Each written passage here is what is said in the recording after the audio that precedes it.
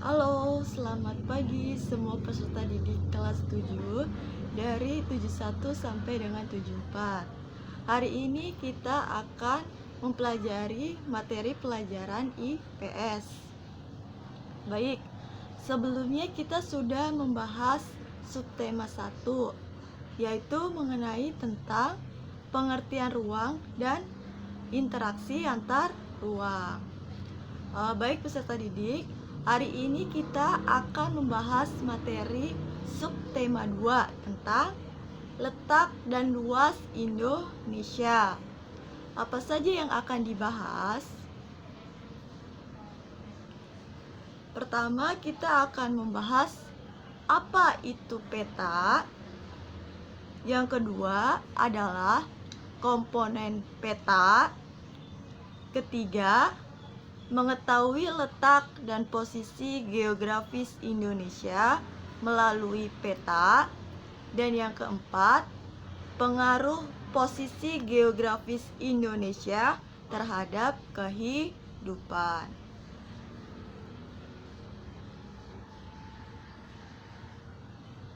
Peta. Apa itu peta?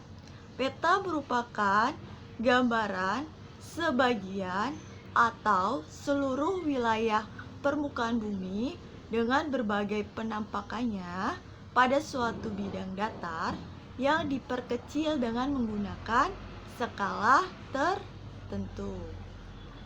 Ini salah satu contoh peta. Dapat kita lihat.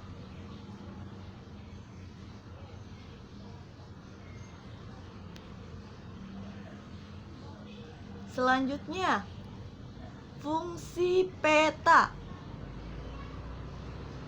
Peta tidak hanya dipergunakan sebagai alat peraga pendidikan, tetapi peta juga dapat digunakan sebagai 1. Menunjukkan lokasi atau tempat di permukaan bumi. 2. Menggambarkan luas dan bentuk suatu wilayah atau tempat. Ketiga, menentukan arah dan jarak suatu tempat.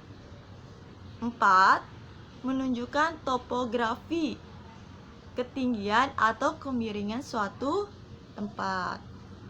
Dan yang kelima adalah menunjukkan potensi suatu wilayah, misalnya berbagai macam bahan tambang, barang tambang, flora fauna, dan lainnya.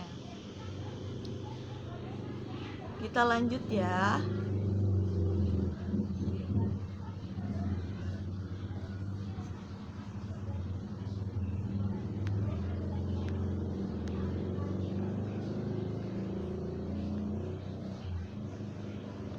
Selanjutnya kita membahas tentang jenis peta. Menurut isinya, peta dibedakan menjadi 2, yaitu peta umum dan peta khusus atau tematik. Apa itu peta umum? Peta umum adalah peta yang menggambarkan secara umum kenampakan yang ada di permukaan bumi. Contoh dari peta umum adalah ada peta provinsi, peta dunia, peta negara, peta kabupaten. Ini kita dapat lihat di sini ada contohnya, yaitu peta provinsi. Keterangannya Provinsi Bengkulu. Dan kedua ini adalah contoh peta topografi yang berdasarkan garis kontur atau ketinggian suatu tempat.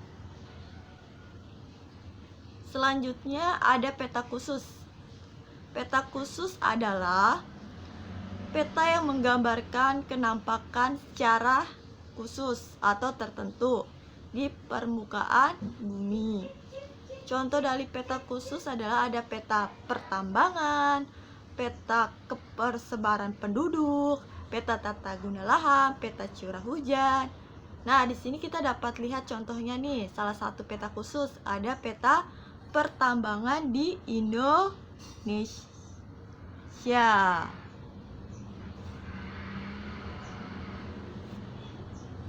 Selanjutnya kita membahas tentang menurut skalanya. Ternyata peta dibedakan menjadi 5. Ada peta kadaster, peta skala besar, peta skala sedang, peta skala kecil, dan peta geografis. Yang pertama itu ada peta kadaster yang skalanya 1:100 sampai 1:5000. Contohnya adalah peta hak milik tanah. Kemudian ada peta skala besar dengan skala 1:5000 sampai 1:250.000. Dapat kalian pahami? Kesimpulannya di sini, semakin besar skala peta tersebut, maka semakin luas wilayah peta tersebut. Contohnya ada peta Indonesia atau peta dunia, maka skalanya yaitu 1 juta ke atas. Sedangkan peta yang hanya wilayahnya mencakup kabupaten, skalanya sebesar 1:250.000 sampai 1:500.000.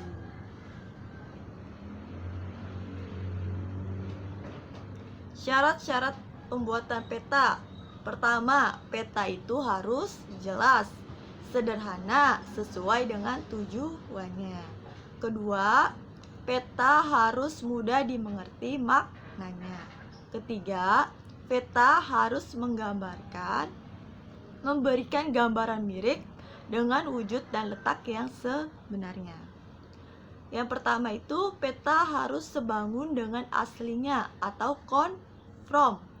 Kedua, peta harus sama luas dengan aslinya melalui perbandingan skala atau ekuivalen.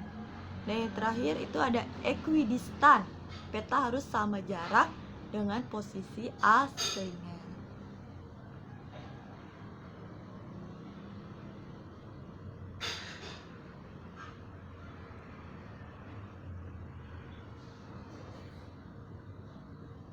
Di sini ada komponen-komponen peta. Apa saja komponen-komponen peta?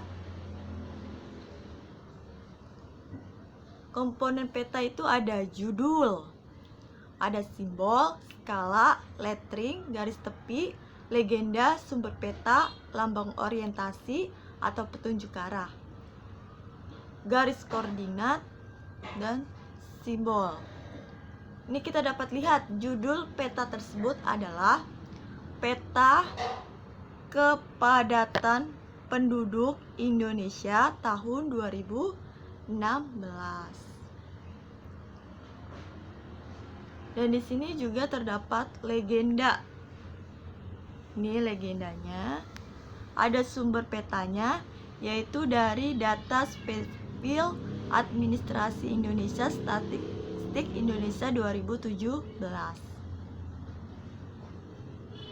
Itu adalah sumber peta. Ini adalah garis tepi. Kemudian ada lettering. Lettering itu adalah penulisan dalam peta. Contoh penulisannya itu yang memberikan kemudahan dalam kita membaca peta. Contohnya judul. Nih, judul ini termasuk dari lettering. Penulisannya berbentuk huruf tegak. Terus kemudian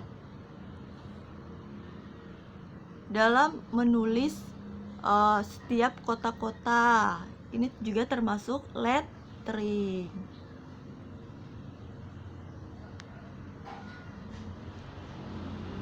Ini skalanya 1:20 juta. Dan di sini ada simbolnya. Simbol ini adalah simbol tentang, ada keterangannya, ibu kota, provinsi. Ini adalah simbol-simbolnya ya. Ini lambang orientasi atau petunjuk arah yang berbentuk U. Ini adalah garis koordinat.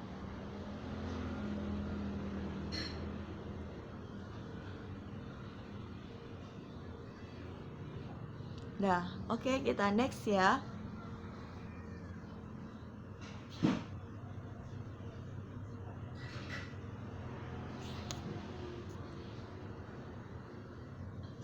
Nih, tadi kan udah Ibu terangkan apa itu judul peta.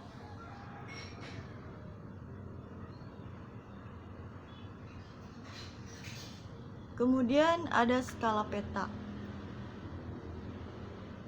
Skala peta adalah angka yang menunjukkan perbandingan jarak di peta dengan jarak yang di lapangan atau sebenarnya. Skala peta ini dibedakan menjadi dua, yaitu skala angka dan skala grafis. Skala angka itu perbandingan jarak yang berwujud angka.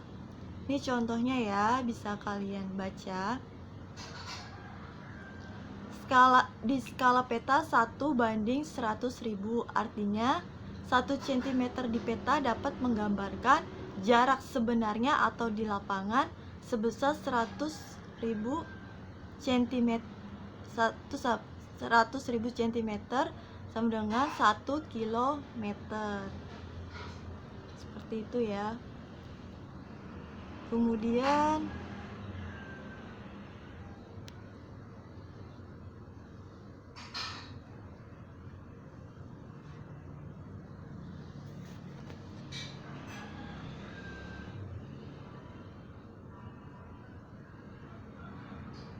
ada penunjuk arah tadi yang berbentuk huruf U.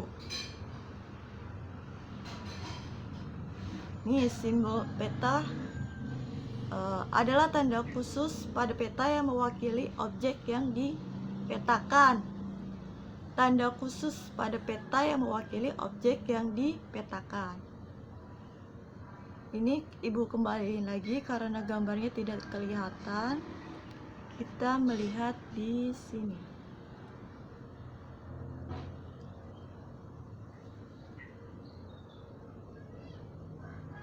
Nah, simbol peta ini dibedakan menjadi 4, yaitu ada simbol titik, simbol garis, simbol area, dan simbol warna. Ini ada contohnya. Simbol titik itu ada ibu kota negara, ibu kota provinsi, ibu kota kabupaten. Nah, berbeda dengan simbol garis, contohnya itu ada sungai, batas negara, batas provinsi. Dan simbol area itu seperti perkebunan kelapa, sawah, danau, rawa, dan lainnya. Selanjutnya adalah garis astronomis atau koordinat, yaitu garis khayal pada peta yang berupa garis lintang dan garis bujur. Garis tepi peta. Legenda.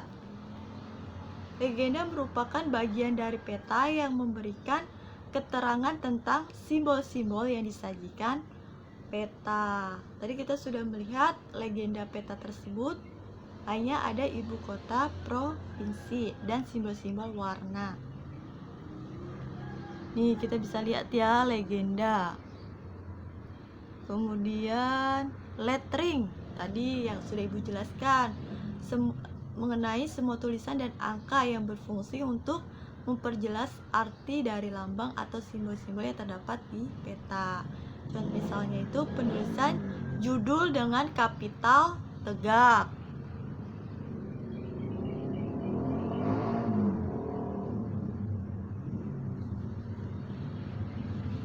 Sumber peta. Nah, selanjutnya kita mengenai letak dan luas Indonesia. Letak dan luas Indonesia. Di sini kita akan bagaimana dengan letak Indonesia? Apa pengaruh atau keuntungan letak Indonesia terhadap keadaan alam Indonesia?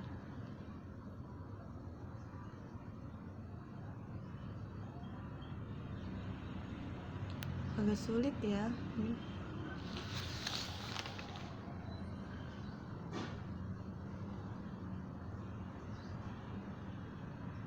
Nah, ini letak Indonesia itu ternyata ada 3 letak Indonesia secara astronomis, letak Indonesia secara geologis, dan letak Indonesia secara geografis.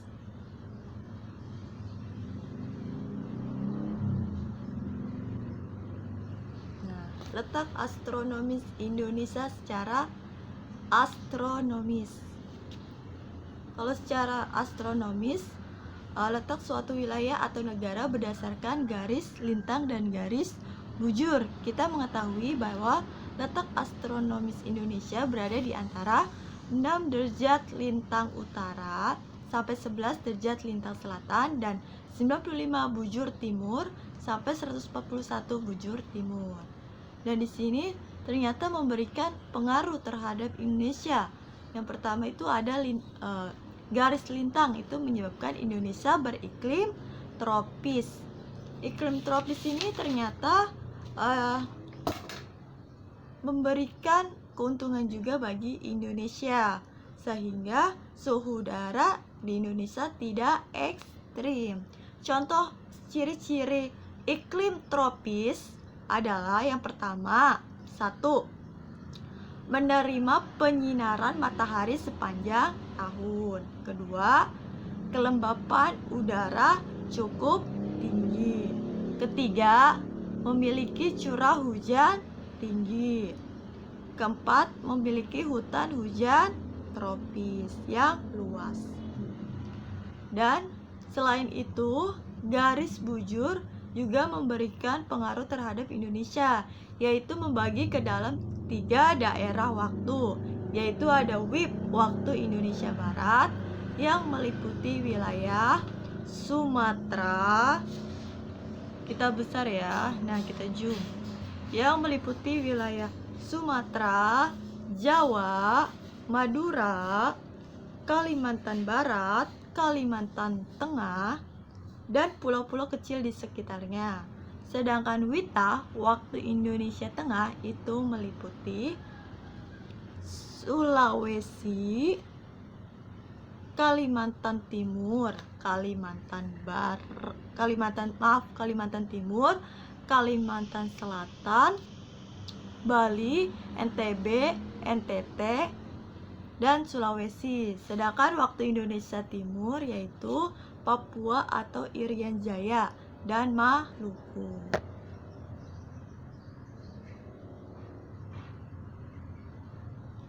Selanjutnya ada letak geografis.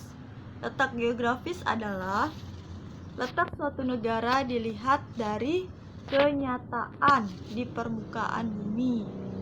Letak geografis ini menyebabkan Indonesia berada di antara 2 benua, yaitu benua Asia dan benua Australia, serta terletak di antara Samudra Hindia dan Samudra Pasifik. Dan ini menyebabkan Indonesia memiliki posisi silang. Posisi silang ini juga memberikan pengaruh atau dampak positif bagi Indonesia. Apa itu pengaruhnya?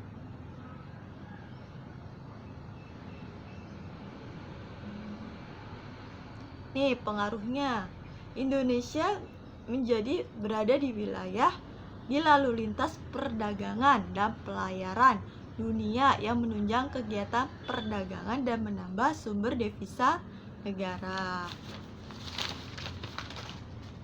Letak geografis yang strategis ini memberikan pengaruh terhadap Indonesia, baik secara ekonomi, sosial, dan budaya.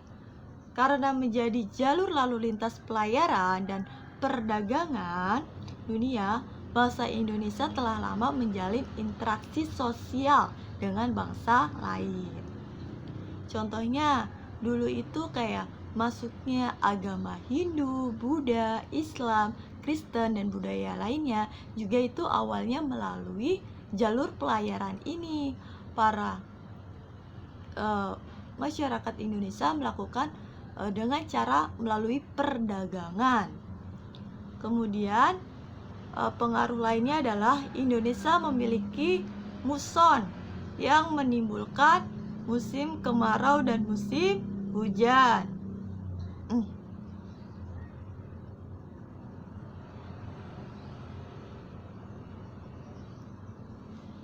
Nah, kemudian letak Indonesia secara geologis.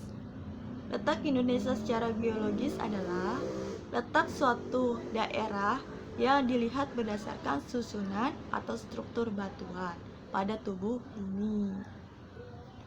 Indonesia dilihat dari geologis menyebabkan tempat pertemuan dari 3 buah lempeng, yaitu kita lihat gambar di berikutnya ya.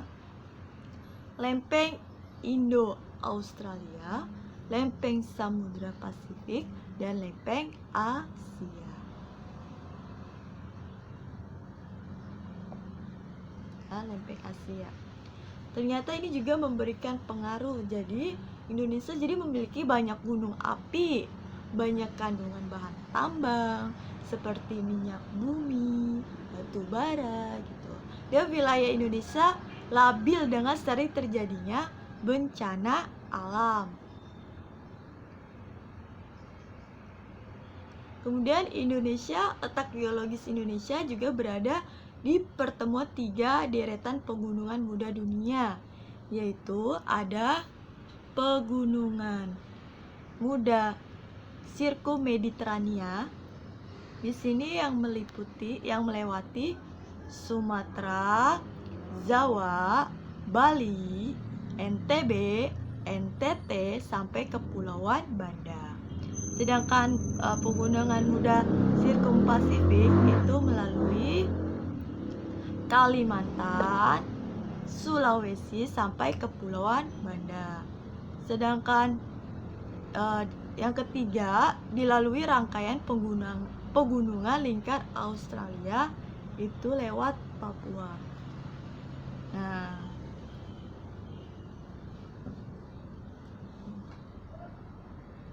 selanjutnya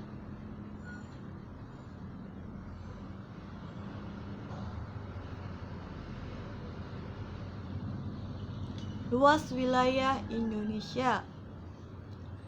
Indonesia itu memiliki luas mencapai 5.180.053 km persegi. Itu luas wilayah Indonesia. Wilayah laut Indonesia itu dibagi menjadi 3 wilayah, yaitu ada laut teritorial, ialah garis batas yang berjarak 12 mil dari garis dasar ke arah laut lepas. Yang kedua ada ZEE atau zona ekonomi eksklusif, adalah perairan laut di luar dan berbatasan dengan laut wilayah Indonesia sampai di atas 200 mil laut ke arah lepas pantai. Dan yang terakhir adalah landas kontinen, ialah garis batas yang merupakan kelanjutan dari kontinen atau benua. Oke, kita selesai materi subtema 2 hari ini. Sekian dan terima kasih.